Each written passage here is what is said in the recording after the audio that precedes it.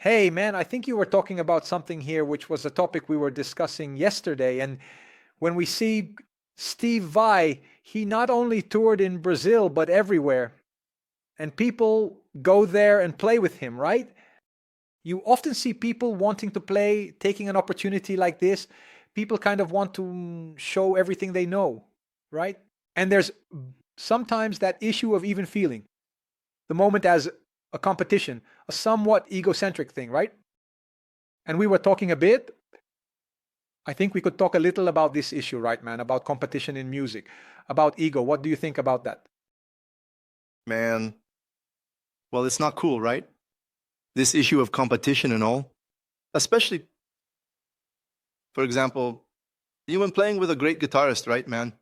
Steve Vai, for instance, doesn't have to prove anything to anyone, you know? He's already Steve Vai, right? He goes, jokes aside, right? I mean, he's a guy who's a genius, right, man? So I think what is more worthwhile, whether with him or with another musician, is the interaction. I think I heard this phrase, I don't know if it was from Mateus Starling, but interaction is more valuable than standing out. And I carry that with me, you know? Because sometimes you're there talking, the musician gives you a hello on the instrument, then you say a bunch of things like, and the musician is like, wow, I thought I was going to hear, like, hi, how are you? How are you doing? Yes, yes, you know? Of course, there comes a moment when it heats up, right? Then, the words increase, right? But to reach that moment of musical ecstasy, I think there's a path. And Nice Jans, how's it going, right? I was able to see this a lot with some people, right? He starts off calm and all. For example, in Belo Horizonte, right? The audience he had with the people from Belo Horizonte was really cool. He started doing the improvisations calmly, question and answer, that cool thing. After a while, he would come in, and then he started expanding the vocabulary. And the crowd joined in. I think that's really cool, man. The crowd interacting, right? Like, it's not one person going one way, another person going another, right? Like, wanting to show, that sometimes, oh no, I'm better and all. The atmosphere doesn't stay nice, right? And every time I see Vi playing on these occasions, sometimes you see that the guy is trying to play a lot, right? I'm not going to judge whether it's to show off or not, whether it's to stand out or not, but you feel that Steve Vai, he's not interested in entering this competition. Especially because I think he's not the kind of guy who gets agitated, right? Shivai is not the kind of guy who shreds. Like many other guys are shredders. He's the guy of expression. Shivai is the expressive guy. Every time someone tries to put him in that place, you feel that he won't go there. No, let's stay right here. It's fine here. He will do his things that are beautiful, that are expressive, that are very much his identity, right, man? I think he always takes it to that place, which is a place where he's comfortable, right? Yeah, and one thing I find very funny about Vi, this thing, he's very funny, right? And I've always watched him at the dances with the crowd, at G3, for example, right? A guy comes shredding and all, and he's just watching like this. And he does a super funny technique, something that it's simple, but he does a bend like something funny, as if someone were telling a joke, but he told a joke on the guitar, like this, but he does it in such a... It's different.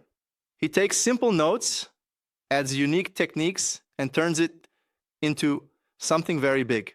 Then I look and think, wow, man, what a crazy thing. So I think that's really cool about him, That goes beyond the guitarist bubble, and anyone can understand what it is, right? Exactly, man. And he's a really fun guy, right, man? He's a really fun guy. You see that everything he plays is exactly who he is in life, man. Man, he's a very... Talking about Egon, right?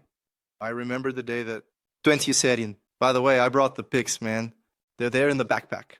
I'll show you later, man. I don't know if maybe we can show them to the crowd. Vi's pics. There's one of these pics that I got in 2017. It was on a tour he did of passion. What is it? Passion and warfare. Look, learning English with Mateus Starling. And then, man, it was a ticket called Evil Experience. And then we spent 3 hours there talking with him. And then he started talking about ego.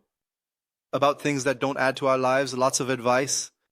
And the translator started crying, man. Really?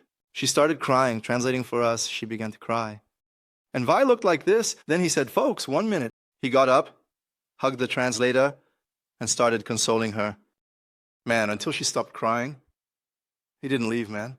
And then I said, man, so Twentas saying was, the more day I learned how to be a better human being.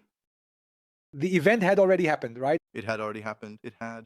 And on that day, he remembered me, man. It was really cool. There were, I think, about 8 musicians like that. Then he came like in the middle of each one. Then he came close like this, took off his glasses. He looked into each one's eyes doing it. Then when he did it with me, it was really crazy. He did like this. Then I remember you. Then I was like, wow, wait, that's cool. Then I spoke with the translator, right? Like he did a workshop tour. We played together. He called me son. Then she went and talked to him, I remembered, and whatever. It was really cool, man. Then, on that day, I saw that Vi is exactly what he is on stage in real life. During the sound check, he was dancing, playing around with the crowd. He said, guys, look, my shoes aren't right for this floor. I'm going to have to change them. Otherwise, I won't be able to dance. I won't be able to, I'll slip. So I realized he was a guy, man, he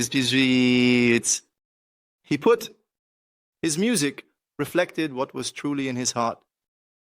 And he really is that, man. He is that, And when he picks up the guitar, he transforms, right? So that's a big reference. My biggest reference, right? I have others, but Vi, he's at the top, man, because he manages to express the notes. He is the note, right, man? He is the note. He lives the note. And I think that's something that I preserve, right? And here's a tip for everyone. Be the note, be the note. So Digong from Raimundos told a funny story here that when he was recording the Raimundos album in Los Angeles, he wasn't liking the sound. Yeah, so he was talking to Marcelo, who was the audio engineer for Chibi Vi, like, Marcelo, see if you can get me an amplifier, man.